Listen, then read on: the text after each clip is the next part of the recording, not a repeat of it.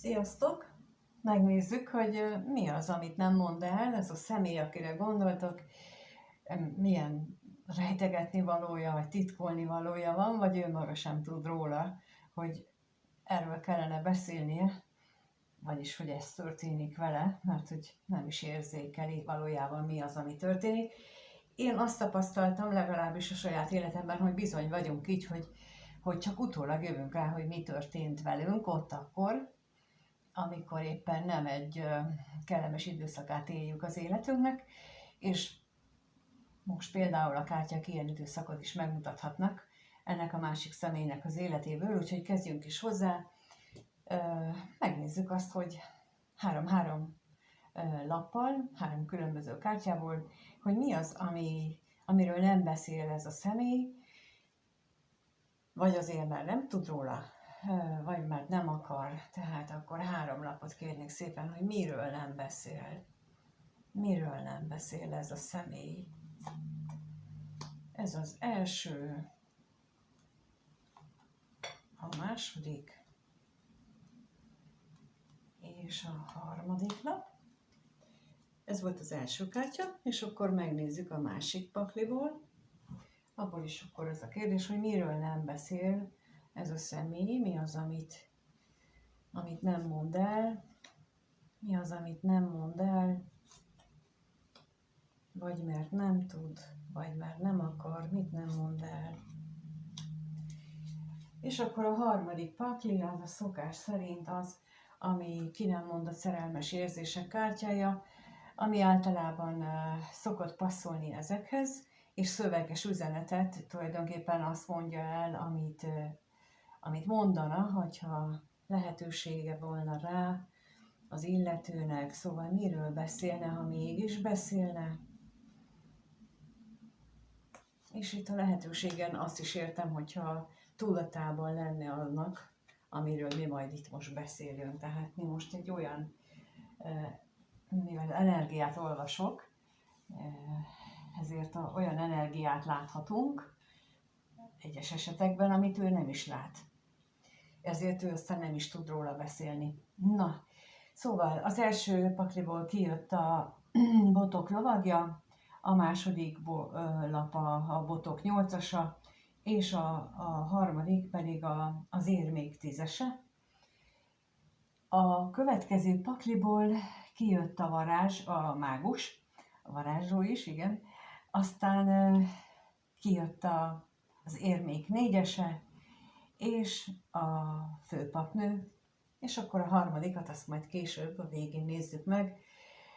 Kíváncsi vagyok, hogy majd megint, ahogy eddig szokott, fog-e passzolni ahhoz, amit itt érzékelek energia szinten. Látható, hogy a 3x3-nak a közepén az érmék 4-ese van, ami a ragaszkodás.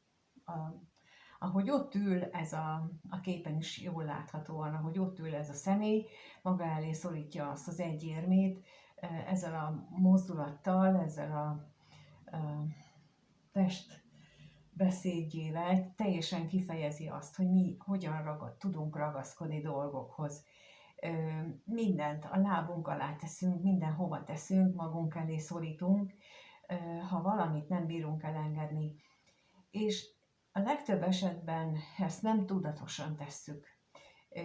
Gyakran látok olyat, hogy nagyon hangosan és nagyon szépen kijelentjük, hogy én ezt simán el tudom engedni, és valójában pedig, ha belenézünk úgy igazából, hogy mi történik velünk, így tudatos ésszel és őszinteséggel szembenézünk magunkkal, akkor rájövünk, hogy hát de bizonyám, hogy én itten ragaszkodok, de még hogy mennyire. Például nagyon sokszor szemtanúja vagyok olyannak, hogy emberek azt mondják, hogy ők nem ragaszkodnak ahhoz a kapcsolathoz, amiben vannak, miközben pedig de. Mert hogy azt mondják, hogy de, és akkor keresik a kifogást, és minden esetben, amikor így fejezzük ki magunkat, az ott mindig a ragaszkodást jelenti. Ebből is nagyon különleges a mi nyelvünk, mert ha kicsit figyelünk arra, hogy hogyan fejezünk ki, abból valódi szándékunkra és a valódi őszinte belső világunkra rájövünk a kimondott szavainkból. Én nagyon sokszor, amikor elismételem valakinek azt, hogy mit mondott nekem, akkor sokszor tapasztalom azt, hogy a másik személy rájön arra, hogy tényleg ezt mondtam, és tényleg ezt jelenti. Tehát amikor én mondom el azt, amit ő egyébként mond, akkor teljesen ledöbbenünk rajta. Na hát ilyesmi ez a ragaszkodás is, hogy nem vagyunk tudatában, hogy tulajdonképpen mi ragaszkodunk egy-egy szituációhoz, tulajdonképpen mi vagyunk az, akik energetikailag nem vagyunk képesek elengedni. És ha már elengedésnél tartunk, akkor ezzel az elengedés dologgal nagyon sokan nagyon mellélőnek, amikor erről beszélnek, mert egészen más energetikailag az elengedés, mint ami a köztájon forog. A technikák is tulajdonképpen, amik vannak, ha rosszul vannak értelmezve, akkor abszolút nem működnek, már pedig általában úgy látom, hogy rosszul vannak értelmezve, illetve mivel nem nagyon beszélnek arról, hogy mi a valódi háttere, ezért teljesen természetes, hogy rosszul értelmezik, vagy nem szánnak rá időt, hogy jó alaposan elmagyarázzák, valamiért megtörténik ez, hogy az elengedésről sem beszélünk annyit, amennyi szükséges lenne. Hogy megértsük, hogy hogyan lehet ezt a ragaszkodást energetikailag magunkban megszüntetni, és hogyan lehet az energetikai elengedést megoldani. Mert azzal, hogy azt mondom, hogy én elengedem egy-egy dolgot, attól még nem engedem el, és ez nagyon sokan jelzitek is, hogy én elengedtem, de hát mégis ez van. Ez azt jelenti, hogy nincs energetikailag elengedve, akkor meg tulajdonképpen sehogy sincsen. És ő ebben az állapotban van. Tehát én nagyon érzem azt, hogy ő nem tudatosan ragaszkodik ennyire dolgokhoz. Bizonyos esetekben ő szívesen szabadulna is a tudatos énjével, viszont az az árnyékén, amelyik hát mindannyiunkban benne van, és mindannyiunk életét uralja, az nagyon is ezt a ragaszkodást erősíti benne. Apropó árnyékén, ugye már mondtam azt, hogy ezt így először Jung és Freud pszichiáterek határozták meg, hogy mindenkinek van egy olyan oldala, amire nem látunk rá, amit nem érzünk.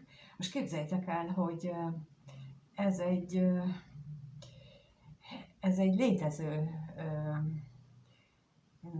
planéta volt a világegyetemben, itt nem is olyan messze tőlünk, és annak a lenyomata az, ami bennünk így, annak az energiájának a lenyomata az, ami így bennünk megjelenik, és majd ezzel kapcsolatosan fogok készíteni később videókat, mert amiket ezzel összefüggésben találtam, olvastam, nem magyar nyelvterületen, az nagyon-nagyon érdekes, és nagyon sok mindenre magyarázatot ad, úgyhogy ezt szeretném majd megosztani veletek, mert hogy ide nagyon is hajasz, hogy hogyan működünk így árnyékénileg, amit mondok, hogy nincs tudatában azzal, hogy ő mennyire ragaszkodik valamihez. Van, aki például a meglévő anyagi biztonságához, van, aki a szokásaihoz ragaszkodik, van, aki egy olyan álomképhez ragaszkodik, és ez nagyon sokunkat érinthet, hogy fiatalkorban elképzeljük, hogy milyen lesz az a család, amit mi hozunk létre. Hát megmosolyogtató az, ahogyan én annak idején fogalmaztam, és ezt most nem ismétlem el, mert túlságosan egós lenne, de kétségtelenül úgy fogalmaztam meg, hogy az enyém az tökéletes lesz. Na, ezzel szemben messze nem azt kaptam az élettől, és nagyon-nagyon sokáig ragaszkodtam én is, és szinte mindenkinek van ilyen területe, ragaszkodik egy vágyhoz, egy tervhez, amit ő elképzelt, és ez az, amit a legnehezebben adunk fel, és olyan nekem itt most, hogy ő neki ez az árnyékénye, ez a legerősebb árnyék benne, ez a vágy, hogy például, és mondom, hogy például, hogy egy család ábrándjához ragaszkodik, és nem akarja, vagy nem képes arra, hogy belássa, hogy az sosem fog megvalósulni. Két okból, azért, mert ő maga képtelen úgy viselkedni, ahogy azt elképzelte, másrészt meg a többiek sem képesek, még ha akkor sem, hogyha én mondjuk képes vagyok változni, mert hogy ez sok tényezős játék. Na, így tudjátok elképzelni leginkább milyen az, amikor az árnyék énünk dolgozik bennünk. Azt hiszük, hogy ez teljesen normális dolog, de aztán kiderül, hogy az pont szembe megy azzal, amit tennünk kellene, mint ahogy itt is. Tehát ő neki itt az lenne a dolga, hogy elengedjen. És ez, ahogy most elmondtam, ez nagyon is érdekes, ugyanis az első pakliból kijött a botok lovagja, ami egy nagyon tüzes és nagyon szenvedélyes valakit jelöl, és ráadásul gyors is. Tehát, hogy ha ő egyszer elindul, akkor jön. Aha, de nagyon. Akkor úgy ott van. És ehhez társul a botok 8-asa. Na most ez tulajdonképpen jelentheti azt is, hogy a fejében, a gondolataiban sokszor elképzeli magát botok lovagjaként, elképzeli azt, hogy ő mit és hogyan tenne, hogy erőt, energiát tesz valamibe, és elindul, és teszi szenvedéllyel, tűzzel, lelkesedéssel, amihez még ráadásul valamiféle gógyi is szükséges, hiszen a botok 8-as az információt is, a közlést is jelenti, és hát gógyi nélkül mondjuk nem nagyon tudunk közlést tenni. Tehát, hogy itt az ő fejében olyasmi van, hogy valami ilyen irányba meg kellene indulni, és erről ő nagyon gyorsan szeretne is beszélni, nagyon gyorsan szeretne valamilyen módon kommunikálni. Méghozzá ez az elindulása részéről, legalábbis ami a fejében van, az tulajdonképpen egy nagy gazdagság felé vezetne, legalábbis az ő tervei szerint, és talán ezt is el szeretném mondani, hogy olyan tervei vannak, amelyek abszolút jó kimenetellel kecsegtetnek, és már csak néhány lépés az, hogy meginduljon itt, mint egy botok lovagja, és akkor elinduljon feléd. Gyakran a botok lovagját a tüzes szenvedélyes lovagként is emlegetik, ugye a kelyhek lovagja az, aki az udvarló, aki az érzelmes, de megbízhatatlan szeretőt is jelképezi. A botok lovagja, hát ő a jön és megy lovag, aki nem marad túl sokáig, aki beugrik és elintézi, amiért jött, és aztán megy is tovább, akire mondjuk így évtizedek tekintetében nem nagyon lehet számítani. Viszont itt az érmék 10-esével én meg azt látom, vagy azt érzékelem, hogy lehet, hogy ilyen módon jönne, hogy ilyen nagy hívvel, nagy lendülettel, nagy elánnal, gyorsan elmondaná, hogy milyen szuper tervei vannak, viszont mivel itt a végén, tehát ennek a sornak a végén itt van az érmék 10-ese, ez azt mutatja nekem, minthogyha ez a nyíl, amit itt ő éppen kilőni készül, az itt bele fog fúródni a földbe. És nem biztos, hogy olyan könnyen megfordul és elmegy, mint ahogy itt tervezi.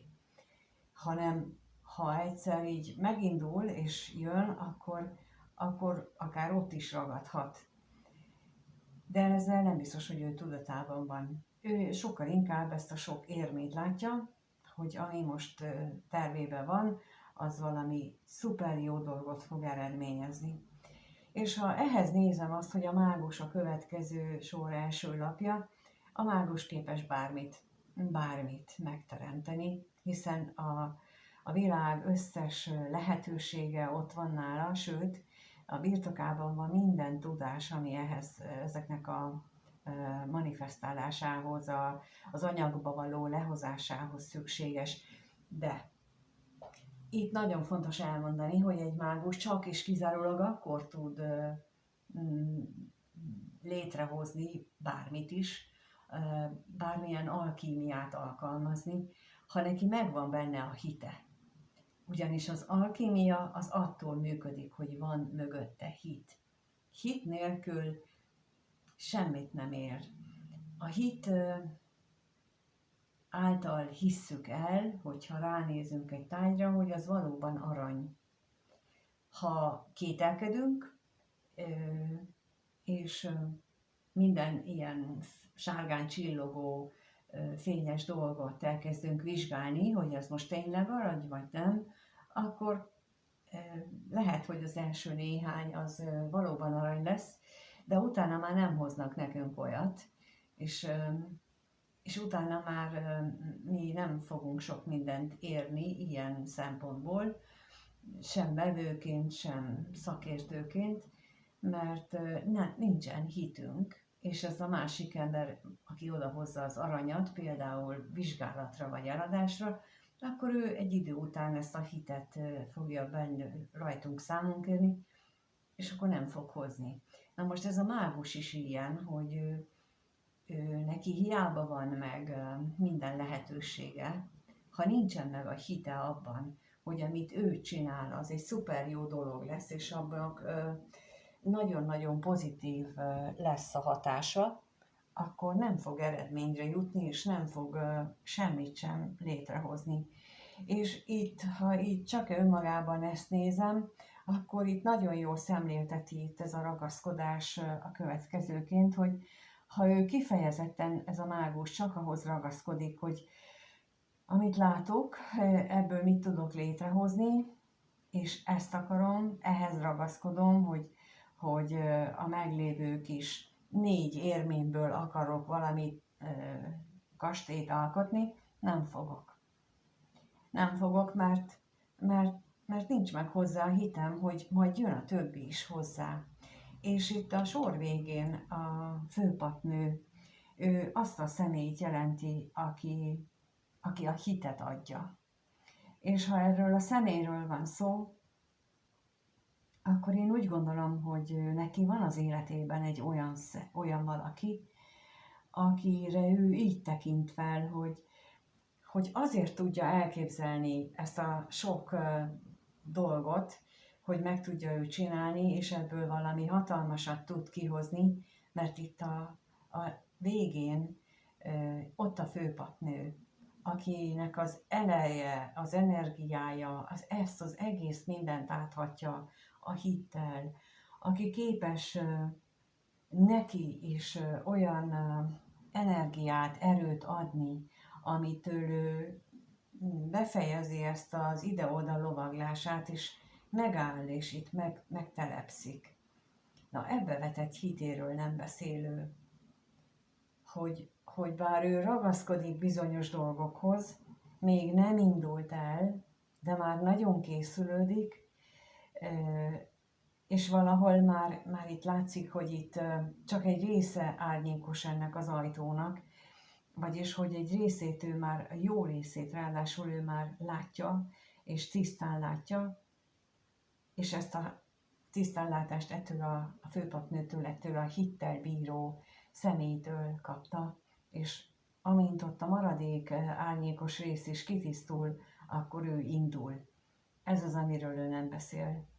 Tehát, hogy ő útra készen van, még egy kicsit kell várni, még egy kicsit kell, hogy az ő hite, az ő ereje, a lelki ereje nőjön, az ő lelki ereje fejlődjön, hogy ettől a főpapnőtől ő bátrabbá és erősebbé váljon, és akkor tud indulni. No, és akkor megnézzük, hogy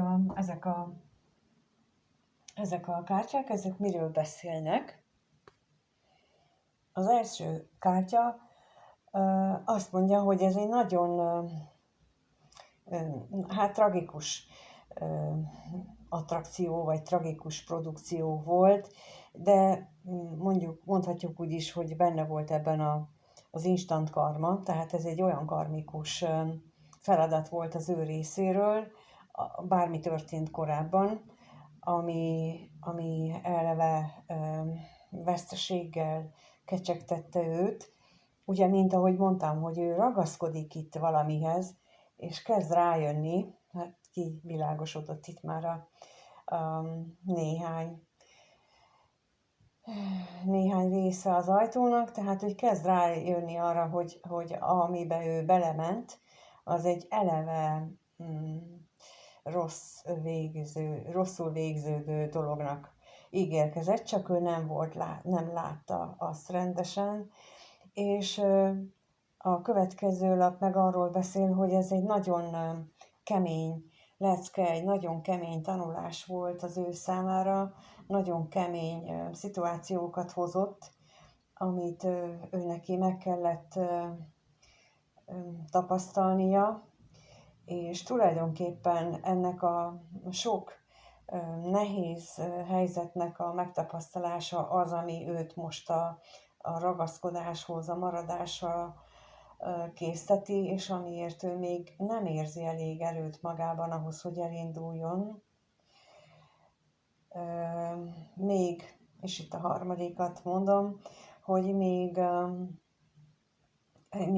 próbálja háttérbe szorítani, elrejteni saját maga elől is az ő valódi érzéseit, mert még nem áll készen arra, hogy induljon, de mint ahogy az előbb mondtam, és mennyire megint igaz az, ahogyan itt a végén érzékeltem a lapok energiáját, szüksége van még a főpapnőnek a hitére, arra, hogy az ő saját ereje megnőjön, a lelki ereje, és ami még itt árnyékban van, arra saját maga képes legyen ránézni, képes legyen megállapítani, hogy mi van ott rejtve. És amikor ez megtörténik, akkor jönni fog. A botok 8-asából arra következtetek, hogy ez nem is olyan soká meg fog történni. Mert a botok 8-asa ez egy gyors megmozdulást jelent, egy gyors közlekedést, egy gyors cselekvést. Szóval én itt arra tépelnék, arra voksolnék, hogy hamarosan valami beindul, ha most állnak az energiák, mert itt a ragaszkodás túl erős volt a múltban, akkor most hamarosan az energiák elindulnak nála is, és mindenki másnál is. Köszönöm szépen, hogy itt vagytok és megnézitek a videót. Köszönöm a lájkot és a feliratkozást és minden mást is, amit tesztek, a kommenteket is. Kíváncsi vagyok, hogy ez nálatok hogyan történt a múltban, hogy ez mennyire passzolt így most a ti élethelyzetetekre, ezeket is szívesen olvasom. Ha úgy gondoljátok, akkor kérlek írjátok meg akár személyesen, vagy hát egyéni e-mailben is, a leírásban megtaláljátok az elérhetőségemet, és ott meg tudtok keresni, hogy beszéljünk akár ezekről a dolgokról, vagy másról is, és akkor, de figyelmetekbe ajánlom a belső gyermek és a kapcsolati traumaoldó tagságot, ahol már fönt van 2 videó, és majd még hamarosan más dolgokat is teszek fel, olyan videó, ami élő közvetítés volt, ahol akár ti is, ha ott vagytok élőben, tudtok kérdezni, és amely pontosan az ilyen ragaszkodó traumáknak az elengedésére, illetve ezeknek a hátterére világít rá, és az, hogy ti hogyan tudtok a saját nehéz élethelyzetetekből kimászni, és ehhez nem kell több 100 000 forintos tanfolyamokat megvenni, amit nagyon sokan csinálnak, és itt tudtok tőlem ott kérdezni. Mivel, hogy ha például egy ilyen videót szeretnétek, akkor a kapcsolati trauma oldó tagsági szinten egy 20 perces videó is tartalmaz, amiben vagy kirakást kértek, vagy olyan elemzést, ami ahhoz kapcsolódik. Tehát ezt is tudjátok tenni, javaslom, hogy tegyétek meg, mert hogyha érdekel benneteket, vagy ez, vagy bármelyik más kirakásom, hogy a ti élethelyzetetekre hogyan van, akkor azt meg tudjátok tenni, vagy a legmagasabb szinten ott mindezt belefoglalva még legalább egy órás egyéni kirakás, egyéni beszélgetést is tartalmaz, mindezeken felül, amit eddig elsoroltam. Úgyhogy köszönöm, hogy itt vagytok, és mindenkinek minden jót kívánok, amíg nem találkozunk. Sziasztok!